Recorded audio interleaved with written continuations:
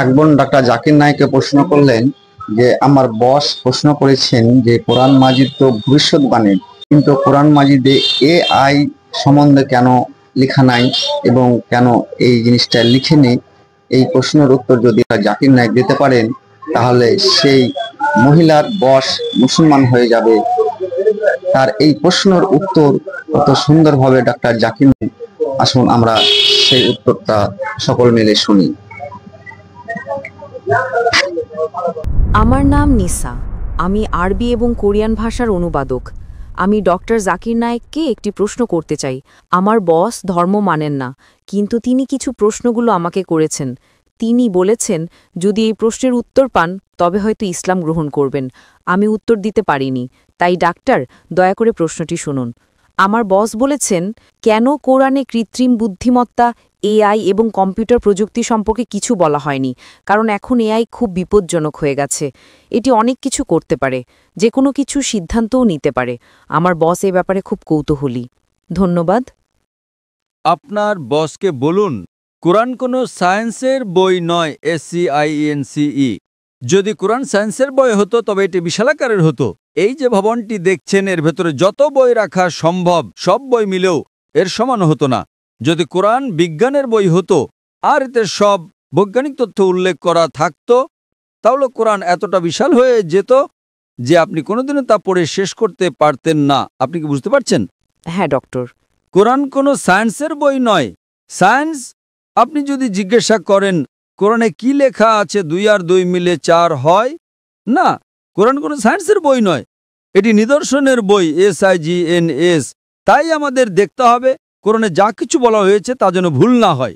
যদি আপনি মনে করেন যে কোরআনের সব কিছুই উল্লেখ থাকা উচিত, তাহলে ভাবুন তো বিজ্ঞানে কত হাজার হাজার PhD আছে, doctor, engineer, heart specialist, brain specialist. এই সব কিছু যদি কোরআনে লেখা হতো আর আপনি তা পড়া শুরু করতেন তাহলে আপনার পুরো জীবনেও তা শেষ করতে পারতেন না। ঠিক না বেঠিক? সুতরাং কোরআনে বিজ্ঞানের সব কিছু উল্লেখ নেই, দয়া করে ভুল বুঝবেন না। কিন্তু কোরআনে যা কিছু বলা হয়েছে তার কোনোটিই ভুল নয়।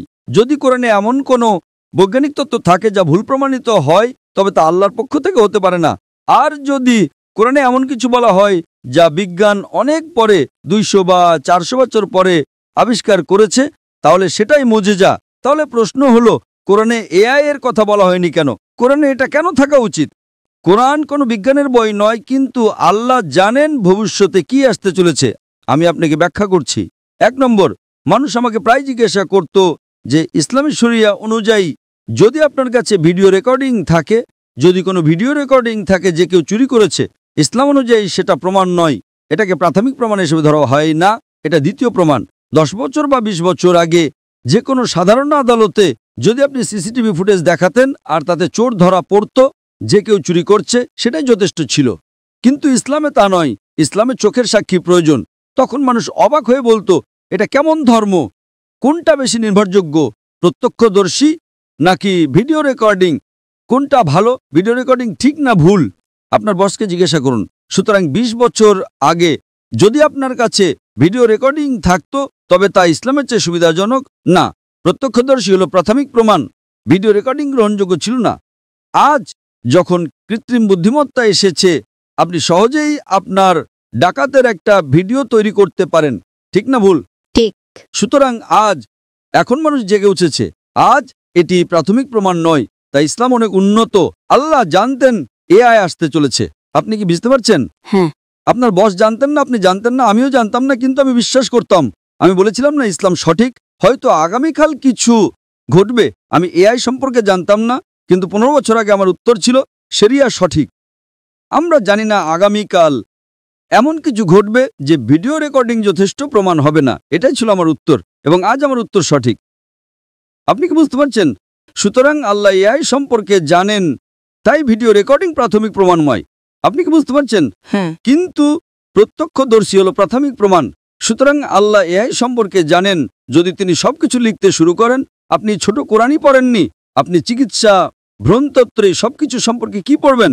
না, এটি টেলিগ্রাফিক মেসেজ। সুতরাং এটি ঈশ্বরের পক্ষ থেকে নয়, তা প্রমাণ করার জন্য আপনাকে ভুল খুঁজে বের করতে হবে। কিন্তু এটি ঈশ্বরের পক্ষ থেকে, তা প্রমাণ করার জন্য আপনাকে এমন জিনিসের কথা বলতে হবে যা মানুষ জানতো না। আপনি কি বুঝতে পারছেন? একেই বলে অলৌকিকতা। কিন্তু এখানে সবকিছু উল্লেখ করা হয়নি। আশা করি এটি উত্তরটি পেয়েছেন। আপনাকে অনেক ধন্যবাদ ডক্টর।